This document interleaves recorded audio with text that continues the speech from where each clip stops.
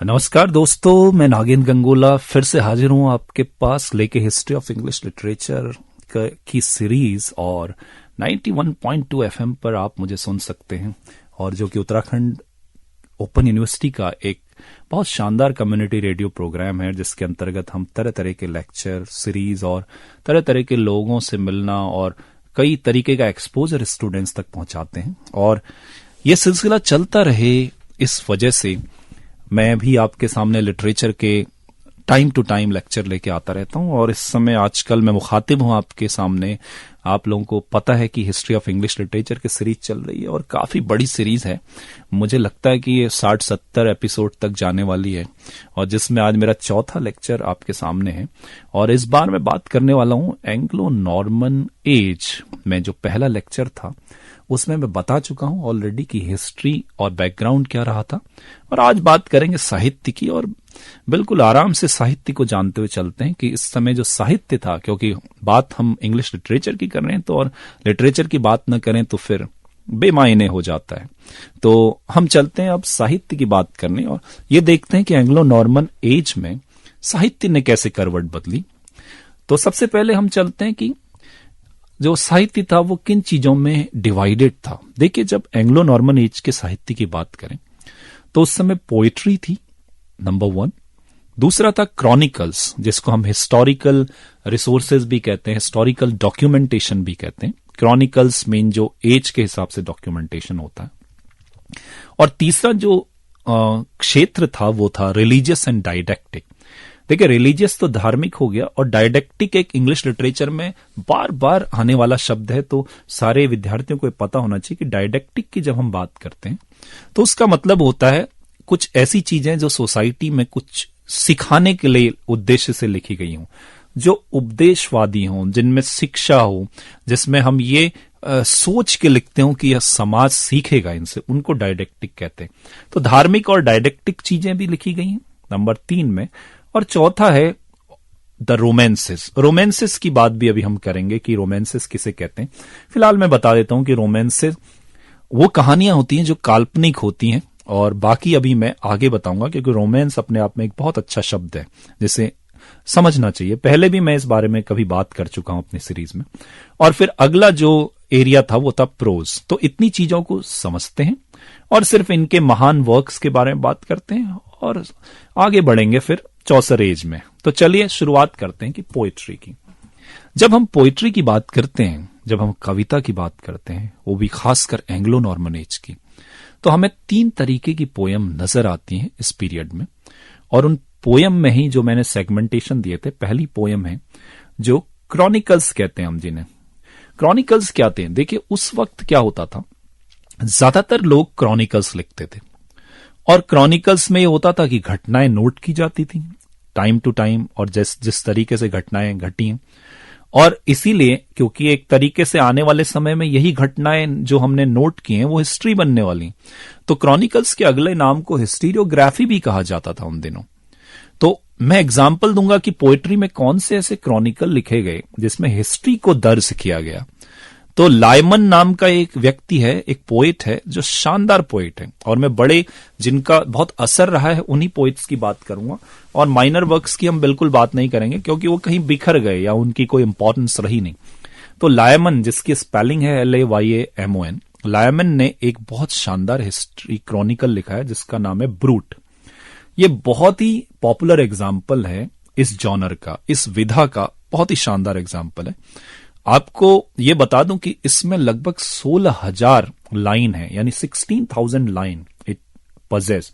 और इसमें ये लाइन में खास बात यह है कि मैंने आपको पहले भी बताया था कि उस जमाने में एलिटरेटिव पोएट्री बहुत यूज हुई है, जिसे हम अनुप्रास अलंकार भी कह सकते हैं हिंदी में, जिसमें आपको पता है कि कॉन्सोनेंट वर्ड की आवृत्ति बार बार होती है, it is being repeated and then again it is bifurcated into assonance and consonance. पर फिलहाल हम मोटा मोटा समझते हैं कि जो अनुप्रास अलंकार को या फिगर ऑफ स्पीच में जो एलिटरेटिव होता है वो इसी को दिखाता है।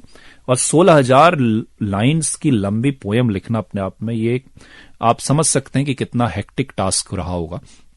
और इसमें ब्रिटेन की हिस्ट्री को लेकर आए हैं लायमन्स, जो ब्रूट में इन्होंने लिखा है।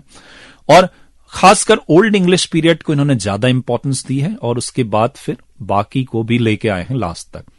हालांकि रॉबर्ट ऑफ ग्लूसेस्टर नाम का एक आदमी था जो ग्लूसेस्टर में रहते थे, और रॉबर्ट मैनिंग है जो ब्रून में रहते थे, वो भी अच्छे ऑथर्स थे क्रॉनिकल्स के, लेकिन सबसे बड़ा नाम लायमन का आता है, और खासकर इसी वर्क का जिसे हम ब्रूट कहते हैं।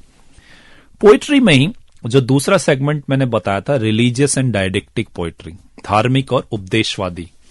तो देखिए, इसमें जो रिलीजियस पोइट्री है उसके बारे में तो आप समझ सकते हैं कि वो इंग्लिश इस पीरियड में बहुत ज्यादा डोमिनेंट रही है। तो इसमें दो पोएम्स बड़ी गजब की मानी जाती हैं और आज तक हर एग्जाम में पूछी जाती हैं, और वो पोएम है the owl and the Nightingale, जिसमें दो पक्षी बातें करते हैं, आउल एंड नाइटिंगेल, कोयल और उल्लू की डिबेट है डायलॉग में, और बड़ी शानदार डिबेट है और बड़ी मेटाफोरिकल और एलेगोरिक भी है। और दूसरी है द कर्सर मुंडी। ये जो दो एग्जाम्पल हैं वो पोइट्री के शानदार रिलीजियस एंड डायडेक्टिक एग्जाम्पल हैं। तो आउल एंड नाइटिंगेल में तो हम जो है डिबेट भी दिखती है हमें, और डिबेट किसके बीच में होती है? धार्मिक मुद्दों पे, रिलीजियस थीम पे। और इसी रीजन के कारण जो है आने वाले जो इंग्लिश ऑथर्स थे उनके लिए the owl and the Nightingale और द कर्सर मुंडी, ये दो एग्जाम्पल इतने शानदार थे कि उन्होंने वो इंस्पायर हुए इन काम से। इनका मॉडर्न एज के पीरियड तक असर दिखता है, मॉडर्न एज तक। तो ये दोनों बहुत इंपॉर्टेंट रिलीजियस एंड डायडेक्टिक वर्क माने जाते हैं एंग्लो नॉर्मन एज के, दोनों पोएटिक हैं। अब आते हैं रोमांस पे। देखिए, रोमांस टर्म वो है जिसमें कल्पना है, जिसमें कल्पना का समावेश है। और जब हम मेट्रिकल रोमांस कहेंगे तो मेट्रिकल रोमांस होते हैं जिन्हें कुछ लोग मैट्रिकल रोमांस भी कहते हैं। वो उसका मतलब है कि जब पोएट्री में काल्पनिक कहानियां बुनी जाए तो मैट्रिकल रोमांस होते हैं।